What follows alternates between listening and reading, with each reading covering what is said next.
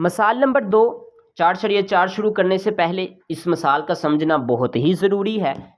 जिन बच्चों को ये मसाल आती होगी उनको 4 के सवाल आते होंगे। तो बच्चों आपने आखिर तक इस लेक्चर को अच्छे तरीके से अटेंड करना है और खुद प्रैक्टिस भी करनी है। अब 2x जमा 1 बटा x माइनस 1 x की 2 जमा 1 का मरबा हमारे पास कुछ इस तरह की हालत मौजूद है, इस तरह का सवाल मौजूद है।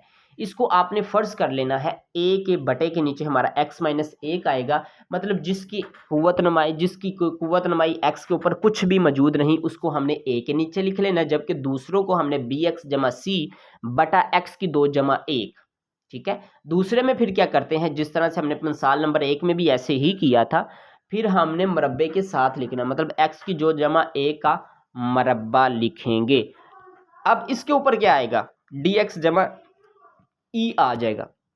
ठीक है, उम्मीद है आपको समझ आ गई होगी, क्योंकि इस तरह की मिसाल से मिलते जुलते सवाल 4 में मौजूद हैं, इसलिए आपको मिसाल समझे कि एक बुनियाद है आपकी। फिर हमने क्या करना है, दोनों तरफ x माइनस 1 x की 2 जमा 1 का मरब्बे से आपने ज़रब कर देना है। ज़रब करने के बाद हमारे पास कुछ इस तरह की हालत बनेगी, 2x जमा 1 x की 2 जमा 1 का मरब्बा, bx जमा c x माइनस 1 x की 2 जमा 1 जमा dx जमा e x माइनस 1 हमारे पास बनेगा। फिर आपने क्या करना है बच्चों, a के नीचे बटे के नीचे x माइनस 1 है, यहाँ से हमारी x की कीमत आसानी से निकल सकती है। तो यहाँ से कीमत हमारी x की क्या आ जाएगी, x माइनस 1 बराबर 0 और x की कीमत क्या आ जाएगी, 1 आ जाएगी। अब आपने क्या करना है, यहाँ पे 2x जमा 1 और यहाँ पे ax की 2 जमा 1 के मरब्बे के अंदर आपने कीमत दर्ज कर देनी है। कीमत कौन सी दर्ज करनी है, जो हमने a के बटे के नीचे से x की कीमत निकाली है। क्या निकाली है, 1 निकाली है। जहाँ जहाँ पे x होगा वहाँ पे 1 दर्ज कर देंगे। अब यहाँ पे हमने 1 दर्ज किया, 2 एकम 2 और 1 3 हो गया। अब जहाँ पे x है वहाँ पे 1 दर्ज कर दिया, जमा 1 1 और 1 2, 2 का मरब्बा 4 होता है, 4 इधर ज़रब हो रहा है, दूसरी तरफ जाके तकसीम, तो जवाब क्या आ जाएगा, 3/4 जवाब आ जाएगा हमारा a का। फिर हमने क्या करना है बच्चों, फिर आपने ज़रब दे देनी है। ज़रब से क्या मुराद है कि मतलब bx को पहले आपने x माइनस 1 को x की 2 जमा 1 से ज़रब दे देनी है।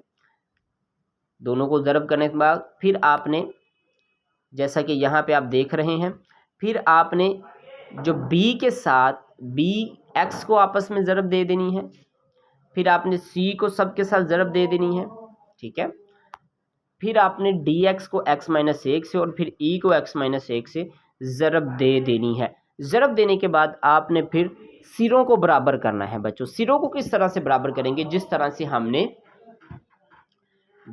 से हमने मिसाल नंबर 1 में किया था। सबसे बड़ी देखें कि हमारी जो x का दर्जा है क्या है, x की 4 है ना, सबसे बड़ा दर्जा या सबसे ज़्यादा x की कुव्वत नुमाई हमारे इस मिसाल के अंदर क्या है, x की 4 है। तो इसका मतलब x की 4 के अदद सिरों को बराबर जब करेंगे, अब देखेंगे x की 4 किन किन के साथ है, a के साथ है और b के साथ है बिल्कुल b के साथ है और a के साथ, लेकिन दूसरे सिरे की तरफ मौजूद नहीं है, तो a जमा b बराबर 0 हो जाएगा।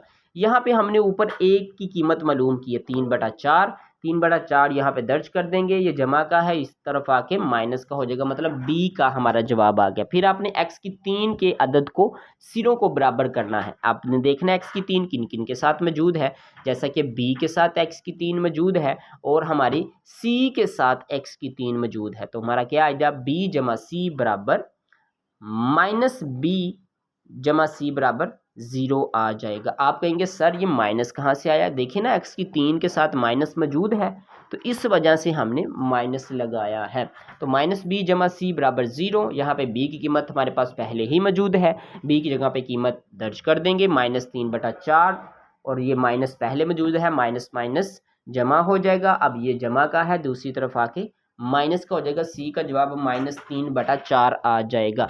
फिर आपने x के 2 के दर्जों को बराबर करना है, मतलब किन किन के साथ x की 2 है उनको आपने बराबर करना है। जैसा कि आप देख रहे हैं b के साथ x की 2 मौजूद है, बिल्कुल मौजूद है। फिर आप देखें a के साथ मौजूद है x की 2, बिल्कुल मौजूद, मतलब 2a जमा b लिख लिया। फिर c के अंदर माइनस एक्स की 2 मौजूद है, मतलब माइनस सी लिख देंगे।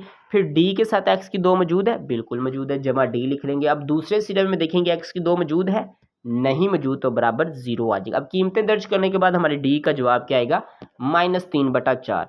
इसी तरह से हम फिर एक्स के अदद को बराबर करेंगे, मतलब एक्स के अदद को जिन जिन के साथ एक्स है, तो हमारे पास -b जमा सी माइनस डी जमा ई बराबर 2 आ जाएगा, इस कुव्वत नमाई इस हालत को देखते हुए।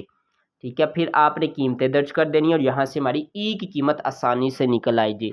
फिर आपने वही कीमतें यहाँ पे दर्ज कर देनी है जो हमने यहाँ पे हालत बनाई होती है इसके अंदर।